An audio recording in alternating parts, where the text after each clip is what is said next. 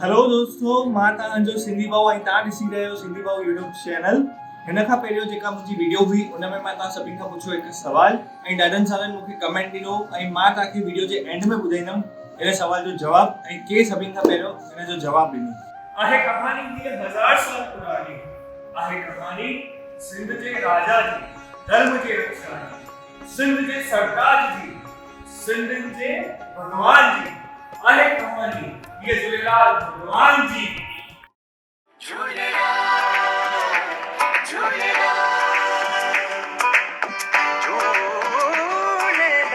साईं।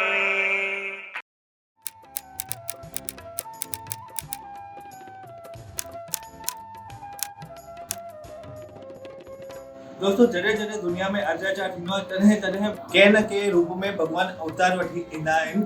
जीअं त कृष्ण अवतार, राम अवतार ऐं केतिरा ई संत साधु महात्मा आहिनि जेके पंहिंजी भारत भूमि में जन्म वठी करे धर्म जी रक्षा कई आहे। तीअं ई मां तव्हांखे हिकु कहानी ॿुधाइण वञा थो। उहा कहानी आहे हज़ारे साल पुरानी सिंध प्रांत जी। सिंध जो आख़िरी राजा हिंदू राजा दरार, उहो सिंध जो आख़िरी राजा हूंदो हुयो। राजा दरार खे मोहम्मद बिन कासिम जंग में हाराए करे सिंध ते कब्जो करे छॾी। मोहम्मद बिन कासिम जो सोचणु ईअं ई हूंदो हुयो कि जेकर मां सभिनि खे मोमिन ठाहे छॾां त पंहिंजी जन्नत हिते ई थी पवंदी। हिन ई सोच सां सभिनि खे मुसलमान ठाहिण जी कोशिश कंदो। तीअं ई वरी सिंध जे ठक्कर नगर में मिर्ख बादशाह राज कंदो। मिर्ख बादशाह जी बि हीअ ई घटिया सोच सां मिर्ख बादशाह हिकु ॾींहुं फरमान जारी कयो त सभिनि हिंदुनि खे ऐं गैर मज़हबनि वारनि खे इस्लाम क़बूल करणो पवंदो। जेकर तव्हां सभई इस्लाम क़बूल कोन कंदा तव्हां सभिनि खे हीउ मुल्क छॾणो पवंदो।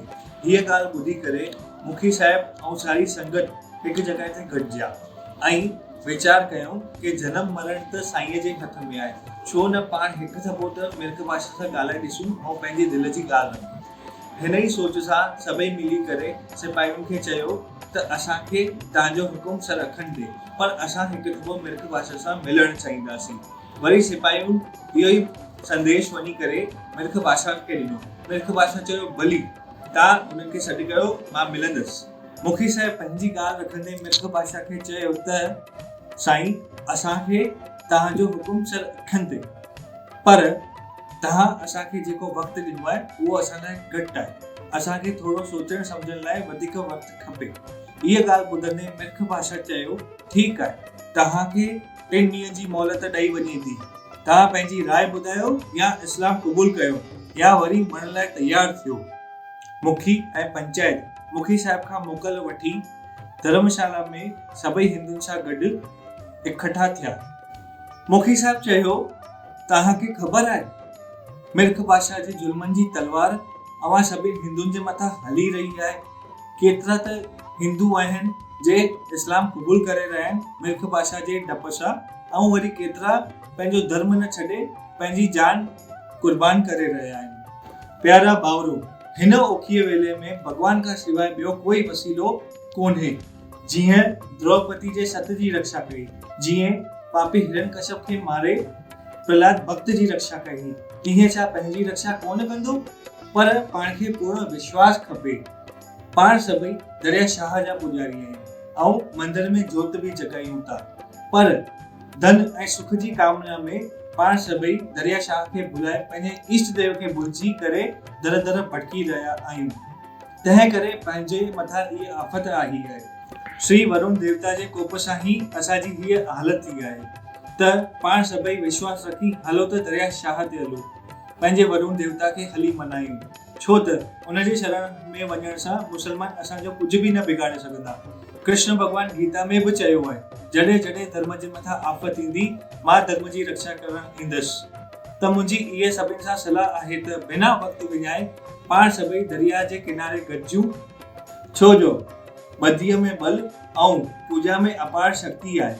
हलो त सभई वरुण देवता खां पंहिंजी भुलूं बख़्शायूं त हू अपार दयालु पंहिंजे भक्तनि जी अची पाण रक्षा कंदो।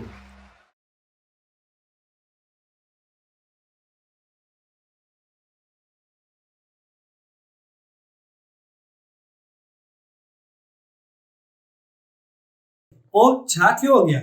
छा सभई दरिया ते विया ऐं दरिया ते छा थियो? इन लाइ मां अपलोड करे रहियो आहियां मुंहिंजो ॿियो एपिसोड जल्द ई। ऐं हाणे मां तव्हांखे ॿुधाईंदुमि जंहिं मुंहिंजे सवालनि जो जवाबु ॾिनो उन्हनि जा नाला। सभिनि खां पहिरियों मूंखे जेके जवाबु ॾिनो उहो आहे नीरज रतवानी जेके नागपुर में रहंदा आहिनि, दर्शन विरवानी जेके अहमदाबाद में रहंदा आहिनि। हाणे मां जंहिंजो नालो ॾेई रहियो आहियां उहे ॾाढा स्पेशल आहिनि मुंहिंजे लाइ बि। हिननि मूंखे ॾाढो सपोर्ट कयो आहे हीअ सभु वीडियोस ठाहिण में ऐं ॾाढो मोटिवेट बि कंदा आहिनि। उन्हनि जो नालो आहे चेतन प्रकाश मुलानी जेके दुबई में रहंदा आहिनि ऐं हिननि खे पंहिंजो फेसबुक ग्रुप बि आहे जंहिंजो नालो आहे सिंधी ॿोली। त तव्हां सभई ज़रूरु उन में ऐड थींदा। हाणे मां तव्हांखे ॿुधाईंदुमि हू सवाल जेको मां पुछियो हुयो। सवाल ईअं हुयो कि पंहिंजा वरुण देव ईष्ट देव झूलेलाल भॻवान जो वास कंहिंमें आहे। त उन सवाल जो जवाबु हो जल ऐं जोत।